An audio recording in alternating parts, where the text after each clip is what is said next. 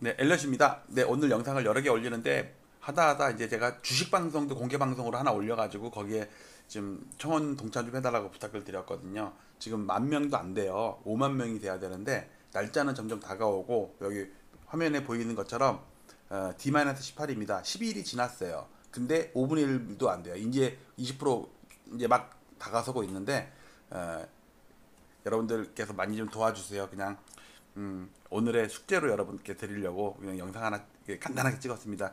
뒤에 이어지는 영상처럼 한번 다시 보시고 본인만 동의하지 마시고 주변에 아래 댓글로 제가 주소랑 첨부했으니까 카피 떠서 여기저기 좀 뿌려주세요. 좀 창피함을 무릅쓰고 뿌려주세요. 저도 여기저기 많이 뿌리고 있거든요.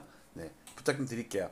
자, 그리고 여러분들 여기다 댓글도 많이 달아주세요. 그래서 이 영상이 제3자들한테 많이 퍼져야지 한 번이라도 보고 내용을 보고 청원을 동참할 수 있으니까 이렇게 좀 부탁드릴게요. 별 주소 없이 그냥 요거 찍으려고 그냥 녹화 버튼 눌렀습니다. 하여튼 항상 감사합니다. 요 상태입니다. 50,000명을 넘겨야 됩니다. 18일 안에 마치도록 할게요. 감사합니다. 항상.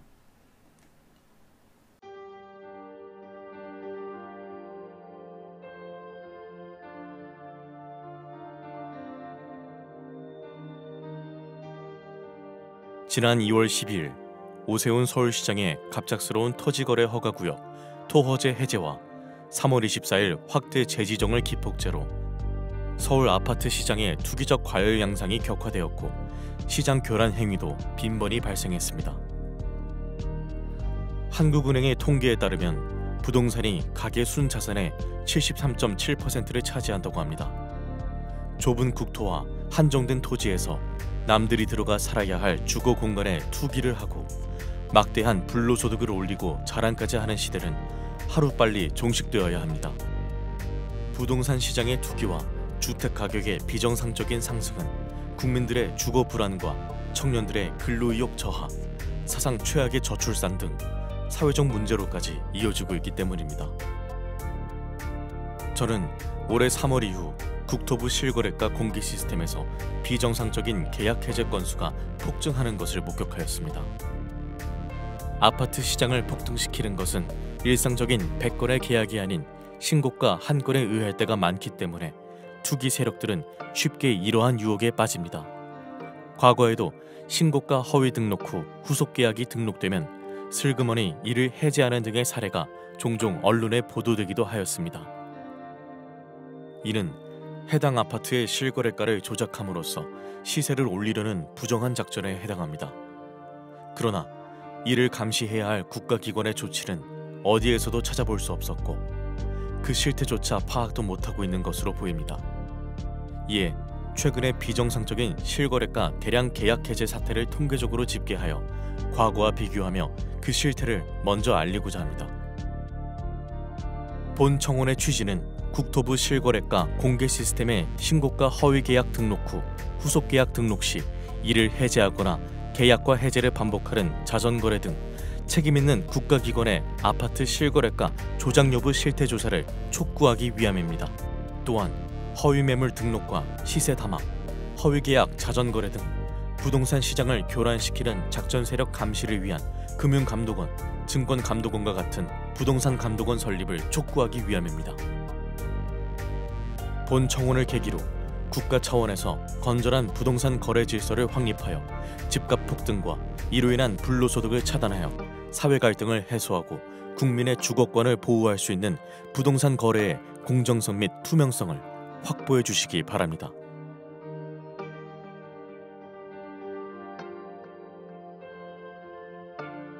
국토부 실거래가 공개 시스템에 등록된 최근의 서울 아파트 매매 계약과 해제 건수를 집계하여 과거와 비교한 특이사항은 아래와 같습니다. 올해 7월까지의 계약 해제 건수는 4,028건이 등록되었는데 그 중에서도 특히 6월에 가장 큰 폭을 기록하였습니다. 해제 사유 발생일 기준으로 6월 한 달간 1,181건이 발생하였는데 이는 데이터가 공개된 2020년 2월 이후 5년간의 월 평균 해제 건수 124건에 비해 9.5배나 되는 이상 현상이었습니다. 거래 증가를 감안하면 서울을 제외한 전국에서는 이 수치가 1.7배에 불과해 타 지역에서는 이러한 현상이 거의 발생하지 않았고 서울에서만 소위 부동산 작전이 실행되었다고 보아야 할 것입니다. 올해 들어 거래가 급증하고 전자계약 활용이 증가하는 추세에서 수정이 안 되는 단점 때문에 계약 해제 후 재신고하는 이유로 해제 건수가 폭증했을 가능성도 있습니다.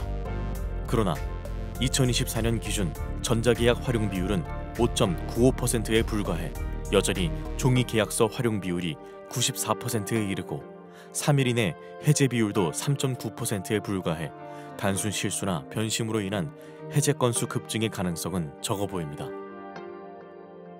특히 서울 25개 구 중에서도 한강 벨트로 일컬어지는 지역에서 계약이 집중적으로 대량 해제되었는데 성동구는 6월에만 108건이 해제되며 지난 5년간의 월 평균 5.3건에 비해 20.5배에 이르렀으며 강동구도 99건이 발생해 19.2배에 달했습니다. 3월 이후 거래가 급증하였다는 점을 감안하더라도 도봉구 2.8배나 은평구 3.7배에 비해 이들 한강벨트 지역에서 20배 전후의 급증세를 보인 것은 일반적이지 않다는 것을 반증합니다. 서울시 외의 수도권에서도 비슷한 현상이 발견되는데 성남시 분당구에서도 6월 한 달간 107건이 해제되어 5년 월 평균인 3.8건에 비해 28.4배나 되었습니다. 이러한 특이 현상이 서울의 한강벨트 지역에서 집중적으로 발생한 공통점은 2023년 저점에서 2년간 반등을 하던 중 이들 모두 2021년 전후의 전고점 돌파 직전에 있었다는 것이며 2월 12일 토어제 해제와 3월 24일 재지정의 행정 실패 기간을 거치며 거래가 급증했고 해제 건수 폭증을 동반하며 전고점 돌파에 성공했다는 점입니다. 다음에 나열할 1년의 일자별 데이터를 살펴보면 이러한 계약 해제 건수 폭증과 토어제 사이에는 분명한 인과관계가 있다고 추정됩니다. 이번 대량 계약 해제 사태는 오세훈 서울시장이 직접 기획해 1월 14일 서울시청 대회의실에서 열렸던 규제 풀어 민생 살리기 대토론회에서부터 시작되었다고 생각됩니다. 당시 토론회에 참여했던 100인 중 강남구 공인중개사 한 분의 토어제 구역 해제 건의에 대한 답으로 서울시장은 강남구 대치동과 삼성동, 청담동과 송파구의 잠실동 등 4개 지역의 토어제를 해제하겠다고 공언했습니다. 한 달 후인 2월 12일 이들 4개 동은 토어제 지역에서 전격적으로 해제되었으며 이들 지역의 아파트값은 곧바로 폭등세를 보였습니다. 일몰제였던 토어제는 6월이면 자동적으로 해제될 예정이었음에도 불구하고 서울 아파트 거래량이 감소되었고 매매 가격도 안정되었다는 이유로 사상 최고치를 기록하며 폭등세를 보이던 토어제 지역을 신정부 출범 직전 4개월 앞당겨 전격적으로 해제한 것은 이해할 수 없는 행정이었습니다. 당시 잠실동은 2년 전 저점에서 이미 플러스 28.9%, 대치동은 플러스 24.8% 급등해서 사상 최고치를 이어가던 중이었으며 계엄과 탄핵 등 주무부처가 부재한 무정부 상태를 틈타 급등세는 폭등세로 변하여 7월 현재까지 5개월간 플러스 20% 전후의 추가 상승세를 기록, 2년간 플러스 50%가 넘는 경이적인 기록을 세웠습니다. 그러나 2월 당시 노원구 상계동은 고점 대비 마이너스 26.5% 폭락해 있던 상태였지만 토허제 사태 이후 폭등장에서도 불과 플러스 0.3% 상승하는 데 그쳤습니다.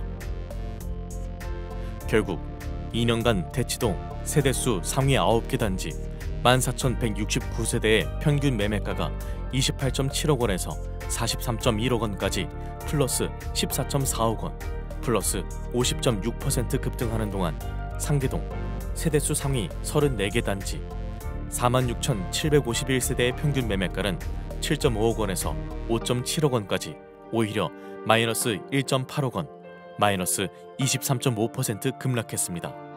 두 개 동의 매매가 차이가 2년간 4.1배에서 7.5배로 벌어지는 초양극화 현상이 발생한 것으로 서울시의 규제 풀어 민생 살리기 대토론회에서 시작된 아파트값 폭등 현상은 민생보다는 부자 살리기 결과를 초래하게 된 것입니다. 더구나 상계동의 총 세대수는 대치동에 비해 2배 이상 더 많기까지 합니다. 토호제 해제 이후의 지역별 아파트값 폭등 현상을 날짜별로 나열하면 이번에 대량 계약 해제 현상이 불특정 다수에 의한 우연한 현상이 아니었음을 의심하게 됩니다. 강남 3구 중 작년에 이미 전고점을 돌파한 강남구 및 서초구에 비해 송파구는 작년 8월부터 2월까지 6개월간 전고점을 못 넘으며 정체되어 있는 상태였고, 거래는 줄었지만 여타 지역들도 무언가를 기다리는 듯 극심한 눈치보기 흐름을 지속하고 있었습니다. 2월 12일 서울시장의 전격적인 토어제 구역 해제와 함께 서울 아파트 시장은 송파구 잠실동을 위주로 폭등세로 돌변했습니다. 연일 폭등세를 보이던 서울 아파트 시장은 열흘 후인 22일 송파구와 영등포구가 4년 전에 전고점을 돌파한 데 이어 4일 후 마포구, 9일 후 성동구 등 차례로 전고점을 돌파했습니다. 서울 아파트 시장이 폭등세를 보이자 국토부 등 정부 당국에서는 3월 24일 부랴부랴 토호제 지역 확대 재지정을 했지만 이미 전고점을 넘은 서울 아파트 시장은 거래 폭발과 더불어 추격 매수가 붙으며 걷잡을 수 없이 폭등세를 이어갔습니다. 4월과 5월에도 광진구와 강동구 등 한강벨트 나머지 지역뿐만 아니라 성남시 분당구도 속속 전고점을 돌파하는 등 이러한 폭등세는 주변 지역으로 확산세를 보였습니다. 이에 따라 6월 4주차 부동산원 주간 매매 동향에서는 주간 상승률이 성동구 플러스 0.99%, 마포구 플러스 0.98% 등 연율 플러스 50%라는 사상 최고 상승률을 기록하였고, 결국 신정부는 출범 이후 처음으로 대출 총량 관리 강화라는 6.27 대책을 발표하기에 이르렀습니다. 이러한 폭등세 속에서 과거에는 전혀 볼 수 없었던 특이한 거래 현상이 목격되었는데 계약 해제 건수가 급증을 했다는 것입니다. 성동구를 예로 들면 3월부터 급증세를 보였는데 특이한 점은 1월부터 6개월간 해제 사유 발생 건수가 규칙적으로 점증했다는 것입니다. 즉 5년 월 평균 5.3건에 그치던 해제 건수가 12월 4건, 1월 9건, 2월 14건, 3월 29건, 4월 55건, 5월 71건, 6월 108건으로 성동구 아파트 지수 급등을 따라 해제 건수도 급증을 한 것입니다. 강동구와 마포구, 성남시 분당구 등 주요 지역에서도 이러한 현상이 발견되었는데 서울 아파트 전체 해제 건수에서도 12월 91건, 1월 157건, 2월 200건, 3월 369건, 4월 428건, 5월 608건, 6월 1181건 등의 규칙적인 흐름은 동일했습니다. 즉, 이들 지역에서는 공통적으로 아파트 가격의 급등 추세를 따라 계약 해제 건수도 동반 급증을 한 것으로 이 중에는 신고가 취소분이 상당수 포함되어 있을 개연성이 큽니다. 계약 해제 건수가 집중된 한강벨트 지역에서는 시가총액 또는 세대수 상위 아파트에서 이러한 현상이 집중되었는데 6년간 발생한 총 해제 건수와 올해 6개월간의 해제 건수를 비교해보면 최근에 단기간에 얼마나 많이 집중 발생했음을 알 수 있습니다. 성동구 센트라스 아파트는 6년간에 63건에 비해 6개월 만에 38건이 발생해 그 비중이 60%가 넘었으며 텐지힐 1단지도 58%가 넘었습니다. 강동구의 아르테온 아파트도 55%가 넘었으며 성남시 분당구도 58%가 넘었습니다. 특히 양천구의 목동 신시가지 7단지의 경우에는 6년간 발생한 총 해제 건수 17건 중 올해 6개월에만 12건이 집중적으로 발생했는데 이 기간 전용 53제곱미터 실거래가는 15.7억 원에서 23억 원으로 플러스 7.3억 원 폭등, 불과 4개월 만에 플러스 46.5%를 기록했으며 전용 66제곱미터 실거래가도 19.5억 원에서 27.5억 원으로 플러스 8억 원의 폭등, 플러스 41%를 기록했습니다. 마포구의 마포 레미안 푸르지오 아파트도 6년간 총 42건의 계약 해제 건 중 올해 6개월에만 20건의 해제 건수가 발생하였는데 전용 53제곱미터의 경우 15.9억 원에서 20.5억 원으로 플러스 4.6억 원 급등, 불과 4개월 만에 플러스 28.9%의 상승률을 기록했으며 전용 84제곱미터의 경우에도 18.0억 원에서 24.5억 원까지 플러스 6.5억 원 상승, 플러스 36.1%를 기록했습니다. 이 중에는 상당수가 단순한 실수나 착오, 변심 등으로 인한 계약 해제 건이 있을 수 있으나 거래 폭증과 함께 신고가를 포함한 이러한 대량 계약 해제 건수가 전고점을 넘기며 추격 매수를 유발하기에는 딱 좋은 현상이었습니다. 문제는 이러한 대량 계약 해제 건수가 시장 참여자들에게 착시를 불러일으킬 뿐만 아니라 국가기관의 공식적인 총 거래 건수에도 포함된다는 것입니다. 실제로 서울시 부동산 정보광장 홈페이지에는 해제 건수가 포함된 거래 건수가 노출이 되고 있으며 언론에서는 이를 여과 없이 보도합니다. 즉, 지난 6월의 총 거래 건수에는 이미 해제된 1천여 건의 계약도 포함이 되어 있습니다. 한편 올해 7월까지 서울 아파트 실제 계약 건수는 44,285건이고 해제 건수는 4,028건으로 총 해제 금액은 5조 2,500억 원입니다. 올해 해제된 계약 건수가 모두 정상이었다고 가정하면 이 금액만큼의 계약금 손익이 발생한 것이며 이 중 20%만 계약금을 포기했다고 가정해도 그 금액은 1조 원이 넘습니다. 그러나 7개월간 4,000건이 넘는 해제 건수 중 얼마나 실제 계약서를 썼는지, 계약금은 주고받았는지 알 수가 없습니다. 누군가 나쁜 의도를 가지고 하루에 10번씩 계약과 취소하는 행위를 반복하더라도 막을 수가 없으며 계약금 이체 없이 없었던 일로 삼아도 알아낼 수가 없습니다. 또한 실제 계약 건수와 해제 건수 중에는 특이한 차이점을 발견할 수 있는데 이번 폭등장에서 발생한 계약 해제 건수 중 주요 지역일수록 해제 금액이 실제 계약 금액보다 훨씬 더 고가라는 점입니다. 예를 들어 강남구의 올해 225건의 계약 해제 금액 평균가는 31.1억 원으로 2,517건의 실제 계약 금액 평균가 28.7억 원에 비해 2.4억 원이나 고가였습니다. 서울 아파트 4,028건의 해제 금액 차이는 142만 원으로 그 차이가 0.1%에 불과한 반면 강남구의 경우에는 무려 8.2%에 이르고 서초구와 영등포구, 양천구도 7% 이상의 큰 차이를 보였습니다. 이러한 사례로 유추해보면 대량 계약 해제 건수 중에는 신고가 취소가 상당수 포함되었음을 예상할 수 있습니다. 지금까지 올해 3월 이후 국토부 실거래가 공개 시스템에서 발생한 대량 계약 해제 사례를 집계하였으며 매매가 변동과의 상관관계를 제 나름대로 분석하였습니다.